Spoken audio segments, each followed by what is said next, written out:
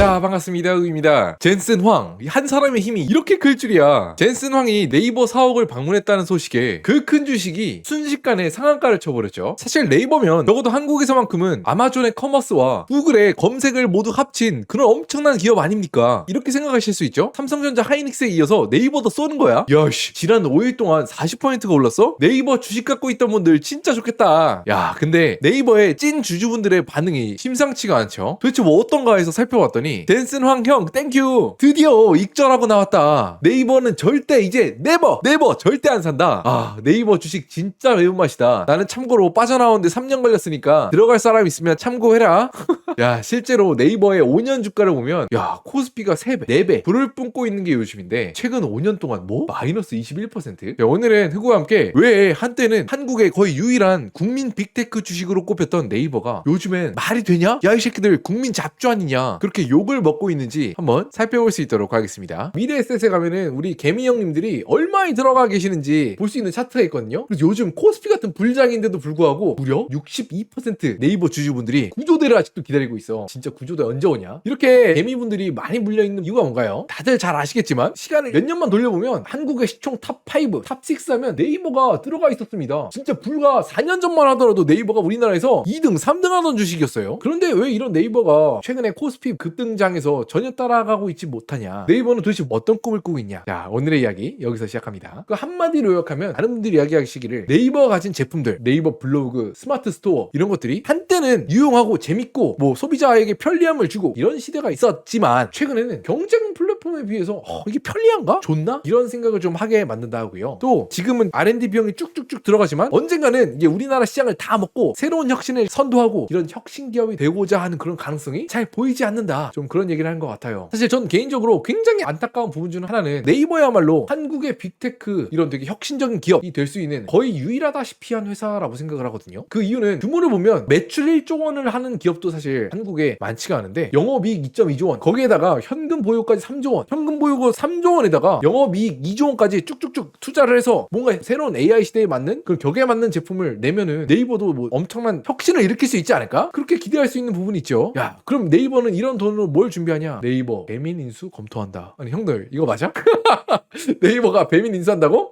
배민 그냥 내수 커미션 원툴 회사 아니야? 라고 말하면은 제가 한치 앞도 모르는 흑우라 그런 거겠지요. 근데 사실 생각해보면 네이버 정도면 선녀지. 어떻게 보면 왜냐? 다른 테크 기업들 봐요. 카카오 얘네들 본업 뭡니까? 거의 뭐 쪼개기 상장에서 주식 판매업하는 게 본업 아니야? 채팅 프로그램 개발하는 건 진짜 거의 부업인 것 같아. 이걸로 돈 버는 회사 같죠? 많은 국민 여러분들이 네이버 이렇게 부진하고 있는 거에 대해서도 네이버에 대해서 굉장히 안타까운 마음을 가지고 있는 분들이 많을 거라고 저는 생각을 하고요. 그런데 불구하고 의문의 눈초리를 보내시고 계시는 분들이 분명히 계십니다. 첫 번째로는 사실 코리아 빅테크를 노리는 회사가 네이버 CEO 자리에 그 귀중한 자리에 도대체 왜 변호사를 몇 년 동안 앉혀있냐 그렇게 말씀하시는 분들이 계십니다. 근데 사실 흑우가 조금 더 찾아보니까 우리나라 이런 테크 기업들에서는 쿠팡을 경우 살펴보아도 헤롤드 로저스 하버드 대학교 로스쿨 법학 JD 이런 변호사 법조인 백그라운드 가지신 분들이 굉장히 많아요. 쿠팡뿐만 아니죠. 업비트를 운영하고 있는 두나무에서도 자 대표의 주요 프로필을 보면 다음과 같습니다. 판사와 대형 로펌 출신의 법조인이자 공인회계사 출신으로 두나무를 이끌고 있다. 여기서 이쯤에서 그런 의아함이 듭니다. 이런 혁신을 이끌어가야 되는 테크 회사들에서 왜 하필이면 CEO들을 전부 다 이렇게 법조 계열 이력을 가진 사람들로 앉혀놨을까요? 또 많은 분들이 이야기하시기로는 우리나라 쿠팡 개인정보 유출 사태 때 못 봤냐? 물론 쿠팡이 잘못한 건 맞지만 기업 전체를 국회에 물리고 뉴스에서도 엄청나게 약간 때리고 하면서 탄압하고 규탄하지 않았냐? 이런 위기가 큰 기업들은 무조건 오는데 그럴 때 제때 대응을 잘하는 게 기존의 혁신보다 훨씬 더 중요하다. 그렇게 말씀을 하시는 것 같고요. 특히 네이버 같은 경우에는 네이버가 기업 특성상 정권이 바뀌면 이랬다 저랬다 하면서 너무 때리는 게 심했다. 그렇게 변호해 주시는 분들도 계시죠. 이 내용을 조금 더 한번 살펴보니까 사실 네이버에 우리가 포털에 들어가는 이유 가장 큰 이유가 네이버 뉴스를 보기 위함인데 언제는 2021년 3월 10일 야 너네 네이버 너무 보수 성향 쪽으로 유리한 뉴스들만 다 보여주는 거 아니냐 공정성 논란 불붙었다 이렇게 약간 네이버한테 보수의 액체를 씌워서 비난을 하기도 했고요. 또 언젠가는 네이버 본사 찾은 국민의힘 의원 야 뉴스 편향 너네 좌편향 된 거 아니냐 가짜 뉴스 생성하는 본거지 아니냐 하면서 반대쪽에서 또 엄청 때려요. 그러니까 3년 만에 야 어느 쪽에 장단을 맞춰야 되는지 약간 네이버 쪽에서도 고민이 많을 것 같은데 네이버가 너무 불쌍하다고 생각하기에는 또 네이버 뉴스로 굉장히 큰 기회를 잡아서 떴기 때문에 이런 정도의 약간 비판은 감수를 해야 된다는 의견도 있습니다. 우리나라 국민 여러분들이 뉴스를 읽는 방식이 굉장히 특이하대요. 저는 약간 당연한 거라고 생각을 해서 몰랐는데 우리나라 국민들이 뉴스 보는 방법이 어떻게 달라졌냐. 한국은 뉴스를 이용할 때 뭐 조선일보, 경향신문 이렇게 뉴스 해당 언론 사이트를 들어가는 게 아니라 포털이나 검색 엔진으로 들어오잖아요. 이게 조사 대상 50개 중에 거의 1, 2등을 다툴 정도로 굉장히 이런 경향성이 짙은 나라라고 합니다. 미국이나 영국 이런 데는 그냥 내가 원하는 언론사로 직접 들어간대. 그렇기 때문에 국민들이 자동으로 들어올 유인이 생겨버린 거야. 오늘 뉴스 뭐 있지 하면서 들어오게 습관적으로. 그러다 보니까 하루에 네이버를 이용하는 국민 여러분들 숫자가 훨씬 더 많아졌고요.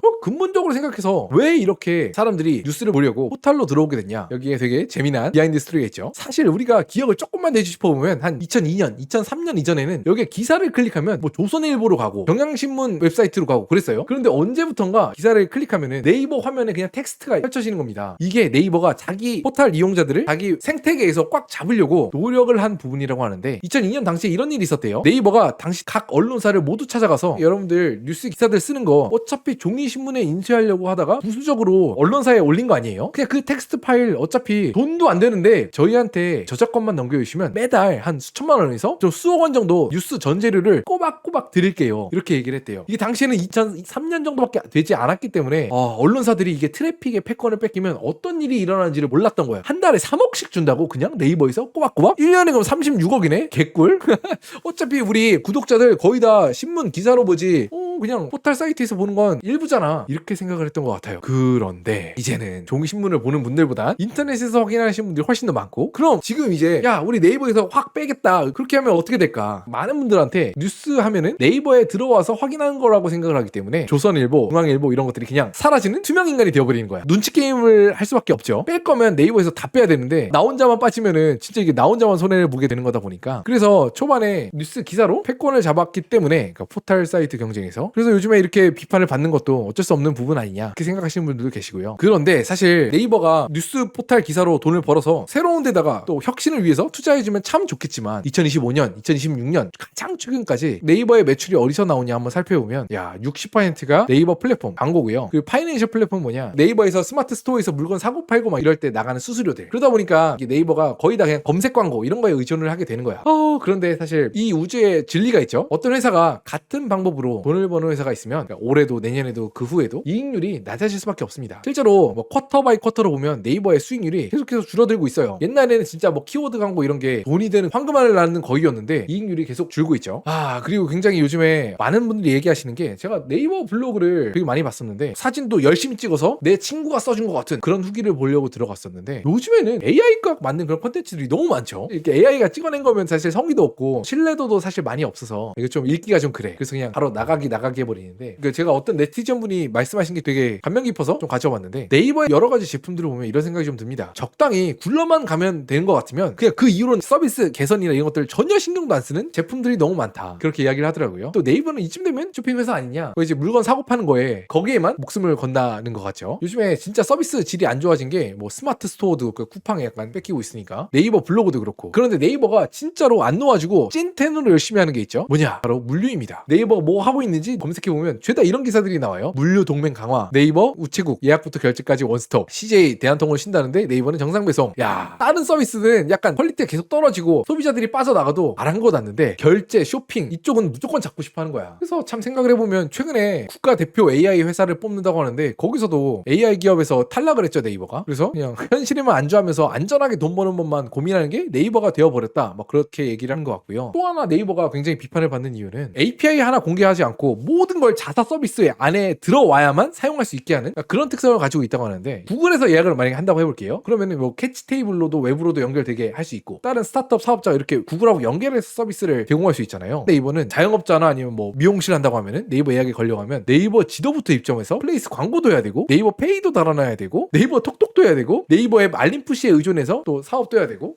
시작부터 끝까지 네이버 물론 장점은 있습니다. 고객 입장에선 다른 어플 뭐 켤 필요 없이 네이버 안에 안에서만 끝난다는 장점은 있는데, 근데 이게 더 넓게 생태계로 보면 아쉬운 부분이 있죠. 왜냐, 새롭게 서비스를 제공하고자 하는 스타트업들이 이 서비스를 제공하기가 참 어려워. 왜냐, 진짜 갑 중에 갑 네이버에 허락된 혁신만 네이버 안에 들어갈 수 있고 또 간택을 받아야지만 새롭게 서비스를 출시할 수 있으니까. 예를 들어서 만약 어떤 스타트업이 전국 미용실 예약 데이터를 모아서 인공지능이 헤어스타일을 추천해주기도 하고 그리고 기막힌 서비스를 만들어주고 싶더라도요, 네이버가 데이터를 안 열어주면은 트래픽이 다 거기에 몰려있잖아요. 시작도 안 되는 거야. 네이버가 우리나라에 약간 IT 쪽으로 갈라파고스화를 가속하고 있다, 이런 얘기도 하고 있고요. 그런데 불구하고 사실 이렇게 네이버가 선택한 성장 전략 탁월하다 라고 생각하시는 분들도 계세요. 네이버가 어차피 뭐 구글이나 메타 이런 데랑 경쟁할 수도 없다. 왜냐, 52시간으로 꽉 막혀있는 나라에서 이거 달고 빅테크랑 경쟁을 어떻게 하냐. 좀 타당한 것 같기도 해요. 일주일에 막 80시간 90시간씩 일하는 테크 기업도 있을 텐데, 그죠? 그래서 사실 이런 주어진 환경에서는 네이버가 최적으로 성장 전략을 택하고 있다, 그렇게 생각하시는 분들도 계시는 것 같습니다. 그러다 보니까 네이버 쇼핑이 어떤 혁신을 하더라도 우리나라 국내 내수 소비력에 의존하는 그런 쪽으로밖에 한계가 설정될 수밖에 없잖아요. 그러다 보니까 네이버는 결국에는 그냥 딱 갖고 있는 IT 인프라에서 새로운 혁신을 도모하는 게 아니라 그냥 따박따박 매 분기가 되면 배당 나오고 딱 벌어야 될 만큼만 버는 그런 통신주, 금융주처럼 그런 회사의 모습을 가지는 게 네이버가 되는 게 아니냐, 그렇게 좀 생각하는 분들이 많으시죠. 아무래도 이제 통신주, 금융주가 배당 수익률이 높잖아요. 근데 배당 수익률이 높다는 건 주가가 잘 상승하기 어렵다는 거죠. 왜? 어떤 회사의 주가가 막 2배, 3배 상승하려면 이 기업 가치가 2배, 3배 뜰 수 있을 만한 그런 현금 흐름이 뜰 만한 그런 혁신에 투자를 하고 그런 가시적인 성과가 나오고 비전이 보여야 되는데, 네이버를 보면 그런 게 잘 보이지 않다라고 말씀하시는 분들이 굉장히 많은 것 같아요. 그런 게 다 주가에 약간 반영이 되다 보니까 요즘처럼 코스피가 불을 뿜고 있는데도 아직 길을 못 펴고 있는 것 같고요. 제 생각을 약간 완전히 부서뜨리고 이게 쭉쭉쭉 성장할 수도 있겠죠. 부디 그럴 수 있었으면 좋겠습니다. 여러분들은 네이버에 대해서 좀 어떻게 생각을 하시나요? 또 생각이 있으시다면 아래 댓글을 통해서 남겨주세요.